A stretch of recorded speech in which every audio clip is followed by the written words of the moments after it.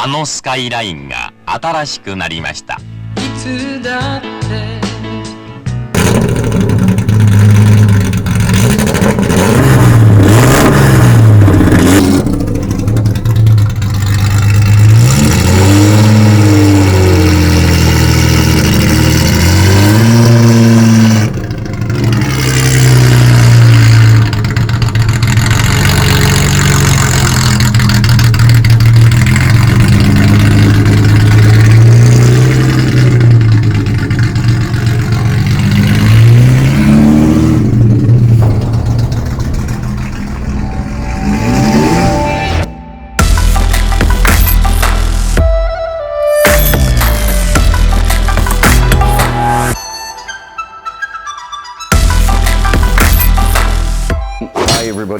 Welcome to this week's show with the GTR Heritage Centre.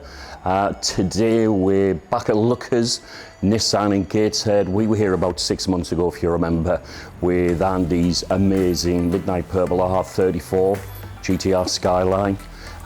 This week we're going to present another very special project that we constructed for a local customer, a gentleman called Ian Smith, who's also a friend of mine as well. So without further ado, I'm going to introduce you to Ian Smith, the owner of this absolutely amazing replica race car. Boom, here we go. I'd like to introduce everybody to Ian Smith. Ian is the owner, as I've just said, of this absolutely amazing car that we built from just a few years ago. This is actually a pre-COVID built vehicle. However, Ian took delivery of it literally just as the whole of the world went into a lockdown, so he's had very little time with the car. This year he's just managed to start getting it out a few shows. He's won plenty of prizes, which he'll tell you about, and last weekend it was down at the Goodwood Retro Festival where the response was absolutely fabulous. So this car's riding quite high on social media at the moment. But enough of me talking, because I do plenty of it. I'm going to put us over to Ian, who's going to introduce himself and tell us a bit about his car, and then we'll just have a bit of a chinwag, Ian. So over to Ian. Yeah. So my name's Ian Smith. I've known Dave for 25 plus years. I got into the Skyline scene, 33 GTS, 33 GTR, 34 GTR.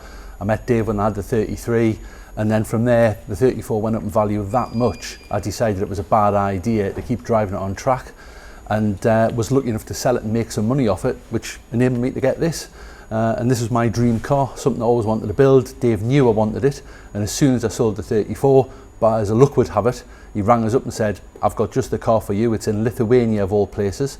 And we pulled it across about 5 years ago and started the build, and Dave and I basically worked on it together, deciding what we wanted to do, and I left pretty much everything to him other than the research into, you know, the graphics and the wheels and those things. He literally sourced everything, built everything, and did the job from top to finish. Covered in bird poo, if I remember, sitting in the back of a barn, wasn't it? I've got multiple pictures of when it arrived where I genuinely thought, what the hell have I done? But then once I saw him break it down and strip it back, and I saw the holes, I was even more frightened about what I'd done. But actually, sort of over the space of the next couple of years as we started working on it, it sort of came to fruition, and now I'm absolutely ecstatic about it. Don't know what to say, because there's a couple of little things that need to be finished, but when you look at it today compared to what it was when it arrived, and it's chalk and cheese. It's unbelievable the difference. And what I particularly like is you just don't see another one of these in the Northern Hemisphere. There's some plain normal ones, which, not decrying those, they're lovely, but this is the only replica of the Zama museum car. Yeah, I mean, the detail in the car, I was fortunate enough to be able to visit Japan a few times and actually have a hands-on experience with the one and only vehicle that Nissan have in the museum. So I think really I've had a bit of an inside line with that one. We're actually followed on our social media by the Nismo Mori factory in Japan, who followed the build, and we actually received a message from them giving us congratulations on the detail of the construction, which to us was just absolutely mind-boggling. The car's based on a 73 race car, only one ever created, and it was in the time when the fuel crisis struck, and then it saw the demise of the GTR program. So this could be very similar to what's happening right here, right now, with the 35 program now being deleted, and there's no follow-up with the 36 at the moment, so we might be going through exactly the same thing. Ian is, as you can see, very OCD about the detail, so we worked very well together. The green shade that we painted the vehicle is as close to the original factory car as what anybody could hope to get.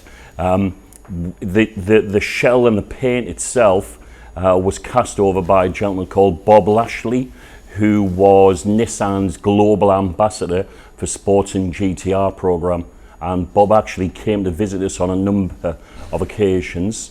He came to Silverstone, Ian, if you remember, and he looked at the colour of the car, and his words were... Pretty good was about the comment he made. He didn't say much else, unfortunately. Yeah, pretty good. It's close. It's close, David. Well, and then Bob came back again to have a look at the car when it was finished, and have a look at one of my personal cars. And he invited us, or asked if we would do Nismo and a Tal Design, who we visited a few weeks ago, the greatest of honours by lending them 2 cars to take to the Geneva Motor Show. So Ian's car is one of those cars that was going to the Geneva Motor Show. And they actually, it got to the border, didn't it? What I find really ironic is this car was nicknamed the race car that never raced, because after the 72 Tokyo Auto Show, the 73 season was cancelled at the oil crisis, as Dave mentioned before. And ironically, this is the car that never got to Geneva either, because it was March 20, it arrived at the Swiss border, and then COVID hit, and both the cars got sent back to the UK, sadly, so didn't quite get there, did it? No, it didn't, but it's been to plenty of shows since, and it's certainly on the radar for a couple of shows in Europe, and we're in discussions with a Tal Design at the moment as well, about doing some special showings, but you'll find out about that in some of our later programs that we're going to run through the year. So Ian, I just want to say thank you very much for, well, literally for us working together to create such an iconic car. It's so beautiful. I'd really want to build one for my personal collection. However, I can't. That's what I've agreed with Ian. It's a one-off, and I'm really envious, because to me this car, and we'll go around it and we'll show you some of the features on it, is just, it's perfect, and I just want you just to enjoy it. If you've got your eye on a particular car that you want to build, or a project that you've got fancifully drifting through your mind, you know where to contact us. Well, I can put all of our social media details up in that corner, down in that corner. If you want to build you something which is as iconic as this, it can be based on 60s, 70s, 80s, 90s, all the way up to a 2022 model. I've got 30 plus years worth of experience of building cars, and an absolute passion for it. So we'll walk around the car, show you some of the beautiful features that are in it, and then we'll follow up right at the very end. And Dave, I know a lot of people say this, and I am a customer, but the experience is great. You get those 2 or 3 years of working with Dave and his team, building it exactly how you want it, not how someone else wants it. And that's what's great about working with him and his team. Bingo. There you go, there's your sales pitch. All right, thanks Ian. A few inches later. So how would you build a car when nobody knows what the car looks like? That was a bit of the problem that we were faced with. Our friends at Nissan at the MERI factory, who maintain the original whilst enjoying our build, gave us absolutely zero information about this car. It's their car, which they're very proud of, and I had to respect that as well. So this car was really born from me visiting Japan, getting close up and personal with it, taking a lot of photographs and trying to study it on the internet. So some stuff came easily, some stuff was really difficult. One of the iconic parts of this is this big front end. So if you go and have a look at the new GTR 50, with its big front, you'll actually see where they got the design work from for the GTR 50. The engine bay, it's always the passionate part of one of these builds. We started off with the original engine for this vehicle, totally stripped it down. Our engine master, Mr. Wally, who everybody knows, Ian Wally, the grumpy old man, he actually stripped this down. We then went and sourced the factory spec carburetors for it, which you can see down here. So it runs on open carburetors. The exhaust system as well, we fabricated in-house, and that's a side exit, which I'll show you shortly. Glorious sound. There's no silences in there. When this fires up, it belches flames out of it, and really, really goes. The suspension for the vehicle was not available, so we had to modify some stuff that we managed to find out there doing a bit of research. So we've got fully heightened, damp and adjustable suspension. Even working on the stance of the car, I've always felt that the stance of a car can either make it or break it. So there was a lot of hours of just researching the photographs that we could find of the vehicle in Japan just to get the right height right. The wheels we had custom cast at Watanabe in Japan, so these were made for this vehicle. Again, information that we couldn't find was how wide are they, how big are they, what the offset is, etc. So a lot of this was just a lot of painstaking research with it. I'll take you around to the interior area now as well. The inside of the race car. So again, we've retained a lot of the original vehicle. The seats when they came with this car were just chewed to death by rats. Ian, very much like myself, wanted some period looking car seats, so we used a local upholsterer to create these seats, which really kind of pick up the 1970s feel, where it's got these cooling vents inside of them. We didn't go for leather, we went for vinyl, because vinyl would have been the appropriate covering that they would have used in the 70s. Fortunately, in my stash of many things that I have hidden in my collection, we managed to dig out this old original 1970s race steering wheel as well, and then we replicated from the factory pictures all of the lights that would have been used on this car when it was raced. So the interior is very race car, very sparse. We installed a rear hoop anti-roll bar to go with it as well, which again is in keeping with the original.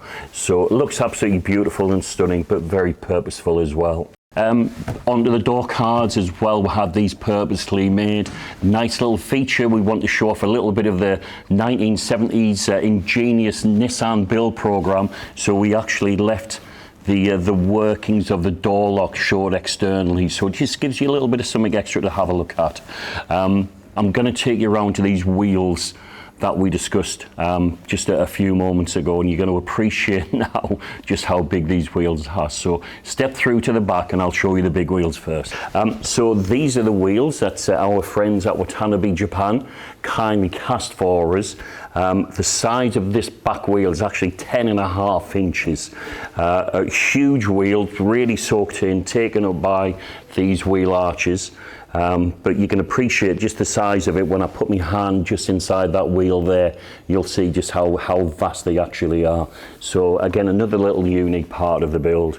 And then finally on to that famous back end that everybody knows about, the Nissan Skyline, the twin circle rear, Skyline emblem in the middle.